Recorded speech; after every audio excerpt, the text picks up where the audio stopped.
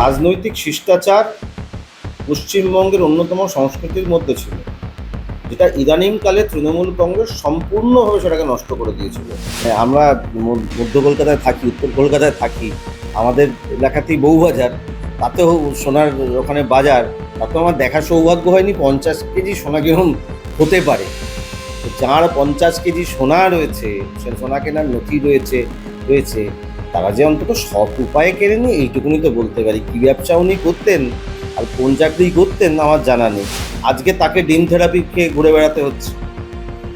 যারা বলেছিল যে তৃণমূল চলে গেলে নাকি মাছ ডিম বন্ধ হয়ে যাবে, আমি তো দেখছি দেদার মাছ ভাত হচ্ছে, আর অন্যদিকে জনরোষে ডিম পড়ছে, কোনোটাই বন্ধ হয়নি।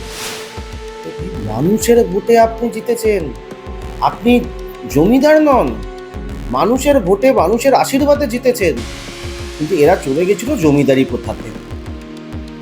জমিদারি প্রথা ইস্ট ইন্ডিয়া কোম্পানির লাটেরা যেমন করতো সেরকম এদের ভাবভাব ছিল। আপনাকে মাধ্যমে স্বাগত। নমস্কার। দাদা, পুরসভায় গেলেন মুখ্যমন্ত্রী, কলকাতা পুরসভায় তিনি গেলেন এবং বৈঠকও করলেন এবং সেই সঙ্গে তিনি জানালেন যে 6 মাসের মধ্যে পুরভোট হচ্ছে কলকাতা পুরসভা। কি বলবেন? সঠিক পদক্ষেপ। উনি বলেছেন 7ই ডিসেম্বরের মধ্যে নির্বাচন উনি সম্পন্ন করবেন, এবং এই মুহূর্তে যাতে পুরসভার কাজও ঠিকভাবে চলে সেটাও উনি ওখানে বার্তা দিয়ে এসছেন। আপাতত অ্যাডমিনিস্ট্রেটিভ বসানো রয়েছে সেখানে, এবং উনি বিভিন্ন অন্য পুরসভার কথাও উনি সেখানে বলেছেন যে সেখানে বিশেষ কোনো ঘটনা না যদি ঘটে থাকে সব জায়গাতেই তিনি নির্বাচনের পক্ষে। হাওড়ার কথাও উনি বলেছেন, এবং আজকে সবাই আজকে আহ্বান করেছিলেন। 99% মানুষ সেখানে উপস্থিত ছিলেন, এসছিলেন, এবং তারা সকলেই তারপরে খুশি হয়েছেন শুভেন্দুবাবু যা বলেছেন। অন্যদিকে আমরা দেখলাম এই যে বৈঠকে উনি ছিলেন সেখানে পদত্যাগ, মানে কলকাতা পুরসভার পদত্যাগী মেয়র ফিরহাদ হাকিম, তিনিও উপস্থিত ছিলেন। তিনি তাকে যথাযথ সম্মান দিয়েছেন, রাজনৈতিকভাবে যেটা দেওয়া দরকার। মানে এই রাজনৈতিক শিষ্টাচারটা তো তৃণমূল বিলুপ্ত করে দিয়েছিল। রাজনৈতিক শিষ্টাচার পশ্চিমবঙ্গের অন্যতম সংস্কৃতির মধ্যে ছিল, যেটা ইদানিংকালে তৃণমূল কংগ্রেস সম্পূর্ণভাবে সেটাকে নষ্ট করে দিয়েছিল। সেই রাজনৈতিক শিষ্টাচার পশ্চিমবঙ্গে যাতে আগামী দিন আসে তারই পথ শুভেন্দুবাবু দেখিয়েছেন, এবং এটাই বিজেপির সংস্কৃতি। স্বচ্ছতা সহ বিভিন্ন বিষয়ে তিনি অনেক মন্তব্য করেছেন মুখ্যমন্ত্রী, সেই বিষয়গুলো নিয়ে কি বলবেন? বিভিন্ন জায়গায় স্বচ্ছতার কাজ হবে আগামী 5 দিন ধরে, এবং উনিও বুধবার সকালবেলা গঙ্গার ঘাট পরিষ্কার করবেন বলে উনি জানিয়েছেন। ঠিক যেমন নরেন্দ্র মোদীজি করে থাকেন তারই পদ অনুসরণ করে আমাদের মুখ্যমন্ত্রী শ্রী শুভেন্দু অধিকারী মহাশয় সেটি করবেন, এবং অত্যন্ত দক্ষতার সাথে উনি যেভাবে কাজ সামলাচ্ছেন এবং তারই সাথে নিজে করছেন, অন্যকে অনুপ্রেরণা দিচ্ছেন করার জন্য, অন্যকে মোটিভেট করছেন করার জন্য, যে শুধু বলা নয়, he is leading by example. তিনি নিজে করছেন, অন্যকেও কাজ করার জন্যে এগিয়ে আসতে বলছেন। তাই এমন একজন মুখ্যমন্ত্রী যিনি নিজে কাজ করে অন্যদের এক্সাম্পল সেট করছেন, তাকে তো প্রণাম জানাতেই হবে। এবং শুধু তাই নয়, এই যে উনি যখন দেখবেন এটা বুধবার দিন উনি করবেন পরিষ্কার, উনি যখন গঙ্গার ঘাট পরিষ্কার করবেন বলেছেন, তারপরে দেখবেন এতে আরও অনেক, মানে লাখে লাখে পশ্চিমবঙ্গের মানুষ এতে ইনভলভ হবে। তখন তারা তো একটা রোল মডেলকে যখন দেখছেন, একজন আইকনকে দেখছেন, তিনি যেমন যখন মোদিজি করেন তাকে দেখে অনেক মানুষ অনুপ্রাণিত হন, তখন শুভেন্দুবাবু করবেন তাকে দেখে অনেক মানুষ অনুপ্রাণিত হবে যে সেটা আমাদেরও করা উচিত। যেমন প্লাস্টিকটাকে বর্জন করা অত্যন্ত দরকার। এই যে ধরুন আমরা জল জমাটুকুনি দেখতে পাই, কিন্তু প্লাস্টিক যে কতটা ক্ষতি করে ওই নালাগুলোর, সেখানে আটকে যায় মুখ, এটা অত্যন্ত, এবং তাছাড়া প্লাস্টিক এমনিতেই অস্বাস্থ্যকর। প্লাস্টিকটাকে আমাদের যতটা পারা যায় বর্জন করে আমাদের এগিয়ে চলা। হ্যাঁ, অবশ্যই তার জন্য আমাদের অল্টারনেটিভ যে জিনিসগুলো আছে সেগুলো নিয়েও ভাবতে হবে। সেগুলো শুধু ভাবলে হবে না, মানুষের হাতের কাছে স্বল্প দামে সেগুলো পৌঁছতে হবে, সেটাও করতে হবে আমাদের। তো আমরা শুধু মানুষকে বলবো সেটা তো সম্ভব নয়, এবং মানুষকেও, জনসাধারণকেও, আমাদেরকেও সবাইকে সচেতন হতে হবে। সচেতন না হলে এই কাজ করা সম্ভব নয়। সকলকে সচেতন হতে হবে, সকলকে সেই কাজ করতে হবে। কলকাতা পুরসভার 109 নম্বর ওয়ার্ডের কাউন্সিলর তার ওয়ার্ড অফিস থেকে যারা জিনিস উদ্ধার হচ্ছে এবং সেই সঙ্গে রেট চার্ট মিলেছে, মানে প্রমোটার বা নার্সিং হোম কিভাবে টাকা নেওয়া হবে, কি বলবেন? এত কিছু এটা একটাই পেলেন, এই তৃণমূলের যে কাউন্সিলর সব ছিল সবাই বিভিন্ন লোকের জায়গায় যান, তৃণমূলের কাউন্সিলরদের কাছ থেকে সবার কাছ থেকেই প্রায় সব পাবেন। কাউন্সিলর কেন, কাউন্সিলরের যে বায়া ডায়া তাদের কাছ থেকেও পাবেন। এই যে মানে স্কোয়ার ফিট আর তোলাবাজি এসব তো এদের একদম সিদ্ধহস্ত, তো এদের কাছ থেকে পাবেন না তো কাদের কাছ থেকে পাবেন? মানুষ এদের কেন প্রত্যাখ্যান করেছে? মানুষ প্রত্যাখ্যান করেছে মানুষকে অত্যাচার, রোজ প্রত্যেকটা দিন মানুষকে তুমুল অত্যাচার, তীব্র অত্যাচার, তার হাত থেকে মানুষ বাঁচতে চেয়েছে। এত দুর্নীতি, মারাত্মক দুর্নীতির মধ্যে মানুষ এখান থেকে তাদের হাত থেকে বাঁচতে চেয়েছে। দাদা অন্যদিকে আমরা দেখতে পাচ্ছি রাজারহাটের সব্যসাচী দত্ত, ওনার ফ্ল্যাট থেকে দুটি ফ্ল্যাট থেকে তল্লাশি করে পুলিশ হচ্ছে প্রায় 76 কোটি টাকা সোনার নথি পেয়েছে, 50 কেজি সোনার মানে সোনার কেনার নথি, কি বলবেন? দেখুন, আমি 50 কেজি সোনা কীরম হয় আমি জীবনে দেখিনি, ঠিক আছে? মানে আমরা মধ্য কলকাতায় থাকি, উত্তর কলকাতায় থাকি, আমাদের এলাকাতেই বউবাজার, তাতেও সোনার ওখানে বাজার, তাতেও আমার দেখার সৌভাগ্য হয়নি 50 কেজি সোনা কীরকম হতে পারে। তো যার 50 কেজি সোনা রয়েছে, সে সোনা কেনার নথি রয়েছে রয়েছে তারা যে অন্তত সৎ উপায়ে কেনেনি এইটুকুনি তো বলতে পারি। কী ব্যবসা উনি করতেন আর কোন চাকরি করতেন আমার জানা নেই। আমি নিজে একজন MBA, আমি দীর্ঘদিন MNCতে চাকরি করেছি, তারপরে আমি রাজনীতি করছি। এখন 50 কেজি সোনার মানে ধারে কাছে ভাবারও ক্ষমতা আমার নেই, কোনোদিন হবেও না। এবং এনারা যেটা করেছেন তার ফলেই এই জনরোষ, এই যে মানুষের সাংঘাতিক জনরোষ, যে নাকি ওই সানগ্লাসের তলা দিয়ে এরকমভাবে তাকিয়ে শুধু এলাকার মানুষকে চমকাতেন, আজকে তাকে ডিম থেরাপি খেয়ে ঘুরে বেড়াতে হচ্ছে। যারা বলেছিল যে তৃণমূল চলে গেলে নাকি মাছ ডিম বন্ধ হয়ে যাবে, আমি তো দেখছি দেদার মাছ ভাত হচ্ছে আর অন্যদিকে জনরোষে ডিম পড়ছে, কোনোটাই বন্ধ হয়নি। এই যে মানুষের এত জনরোষ কেন বলুন তো? তার কারণ তাদের এত ক্ষতি করেছে, তাদের অপমান করেছে। বাড়ির যিনি বড়, মানে বড়কে বড় মানেনি, পাড়ার যারা সিনিয়র তাদেরকে সিনিয়র মানেনি।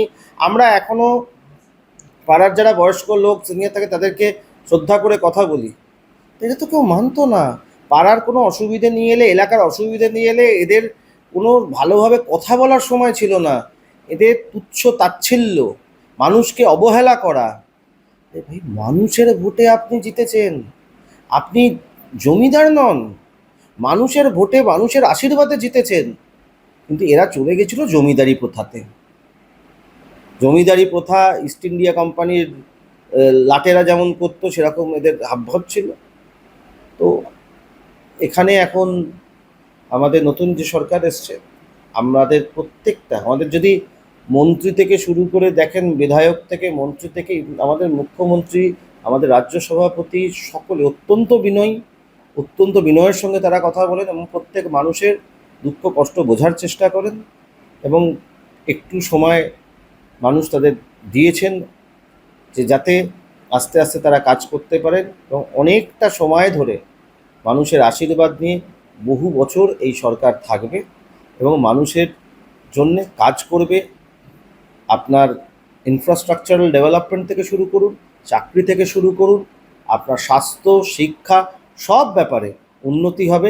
সেই আস্থা এবং ভরসা শুধু আমার নয়, সাধারণ মানুষের রয়েছে আমাদের মাননীয় মুখ্যমন্ত্রী শ্রী শুভেন্দু অধিকারীর ওপর, নরেন্দ্র মোদীজির ওপর এবং ভারতীয় জনতা পার্টির ওপর।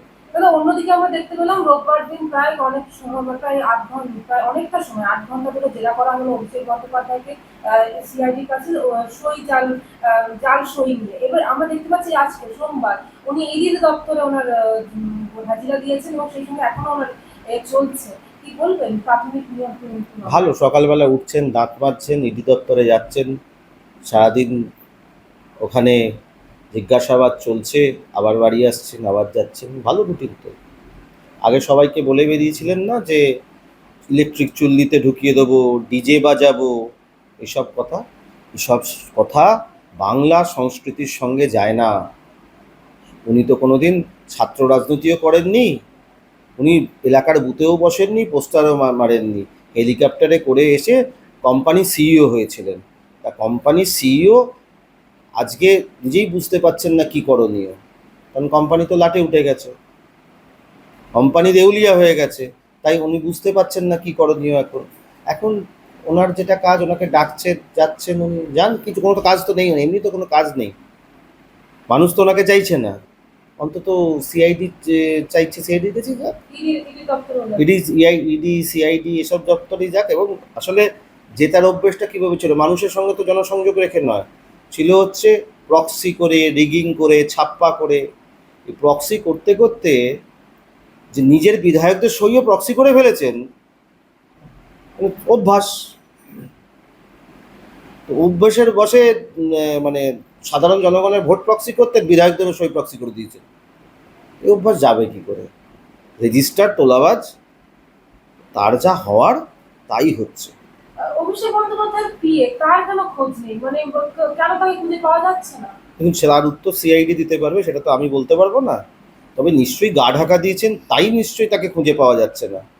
মানে এখানে তো আপনাকে, আমাকে, সাধারণ মানুষকে, যদি আমরা সাধারণ মানুষ অত্যন্ত, আমাদের যদি খুঁজে পাওয়া যায় আমাদের বাড়িতে বা আমাদের দপ্তরেই খুঁজে পাওয়া যাবে। আর ম্যাক্সিমাম কোথায় হয়তো পুজো দিতে গেলে বা বেড়াতে গেলে দুদিনের জন্য মানুষ যেমন যায়, আমি যেমন পুরীতে যাই জগন্নাথ দেবের কাছে, সেখানে যেতে পারে, মানুষ যেতে পারে।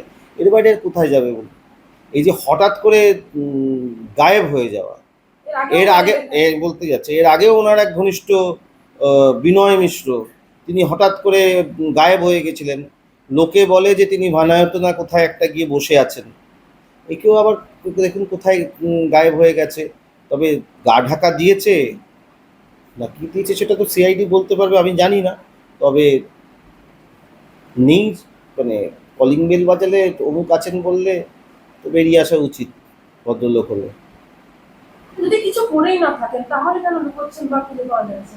এইসব কঠিন প্রশ্ন করবেন না একদম। উনি বাবা, উনি কি বলছেন, ফাঁসির মঞ্চে টঞ্চে চলে যাবেন বলেছিলেন না ওনাদের নেতা? ওনাকে মানুষ এমনি প্রত্যাখ্যান করেছে। মানুষ এমনি প্রত্যাখ্যান করার পর এখন ভাবছে কিভাবে পালিয়ে বাঁচে। যদি কিছু নাই করে থাকে, দেশের আইন কানুনের ওপর তো আস্থা নিশ্চয়ই রাখা উচিত। আমাদের ওপর বহু কেস হয়েছে, আমরা কখনো হাইকোর্ট, কখনো হাইকোর্টের প্রোটেকশন নিয়ে, কখনো ব্যাংচাল কোর্টে আমাদের যেতে হয়েছে। আমাদের শুভেন্দুবাবু, সৌভিকদা, সুকান্ত, সবার ওপরে, দিলীপদা, সবার ওপরে সেই জিনিস সবসময় হয়েছে। আমার নিজের ওপরে আমার প্রায় 18টা কেস রয়েছে, আমাকে সেগুলো লড়াই করতে হয়। আমার তার মধ্যে কয়েকটা হাইকোর্টে আমার প্রোটেকশন নেওয়া রয়েছে। এই কেসের পর কেস তৃণমূল সরকার যখন ছিল তারা দিয়েছে। আজকে নিজেরা আমাদের, কিন্তু আমরা কোথাও পালিয়ে যাইনি, আমরা আইনের ওপর আস্থা রেখেছিলাম, ভরসা রেখেছিলাম। এনারা আইনের ওপর আস্থা এবং ভরসা নেই, তার কারণ নিজেদের ওপর আস্থা আর ভরসা নেই। এত চুরি করেছে, এত চুরি করেছে। ওই যে 50 কেজি সোনা যদি ওই সোনা ছেলের বাড়িতে থাকতে পারে, এই চাঁদের টুকরোর বাড়িতে কি আছে একটু ভেবে দেখো।